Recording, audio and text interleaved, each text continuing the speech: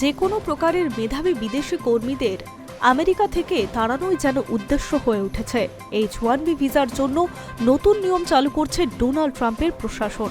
বলা হয়েছে, ওই ভিসায় আবেদনকারীদের সোশ্যাল মিডিয়া অ্যাকাউন্টের ব্যক্তিগত তথ্য পাবলিক করতে হবে। মূল লক্ষ্য হল কড়া নজরদারি।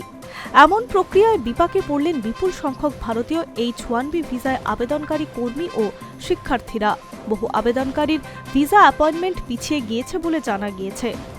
ভারতে অবস্থিত মার্কিন দূতাবাস জানিয়েছে, ডিসেম্বরে যাদের ভিসা ইন্টারভিউয়ের জন্য ডাকা হয়েছিল তাদের ইন্টারভিউয়ের তারিখ আগামী বছর মার্চ মাস পর্যন্ত পিছিয়ে দেওয়া হয়েছে।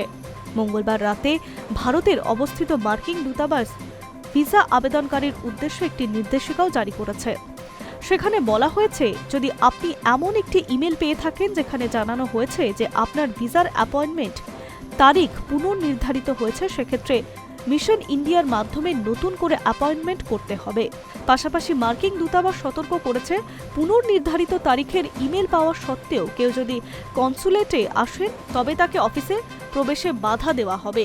H-1B ভিসা অভিবাসী ভিসা, যার মাধ্যমে বিভিন্ন দেশের দক্ষ কর্মীরা সাময়িকভাবে আমেরিকা থেকে সেখানকার সংস্থার হয়ে কাজ করতে পারেন।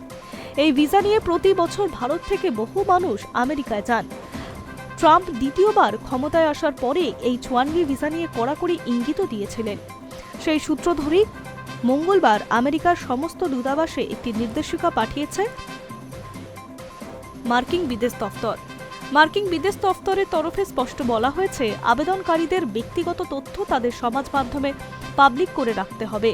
সমাজ মাধ্যমে তাদের কার্যকলাপ বিশ্লেষণ করেই ভিসা সংক্রান্ত সিদ্ধান্তটি নেবে ট্রাম্প প্রশাসন। পড়ুয়াদের ভিসার ক্ষেত্রেও একই ধরনের যাচাই প্রক্রিয়া থাকবে।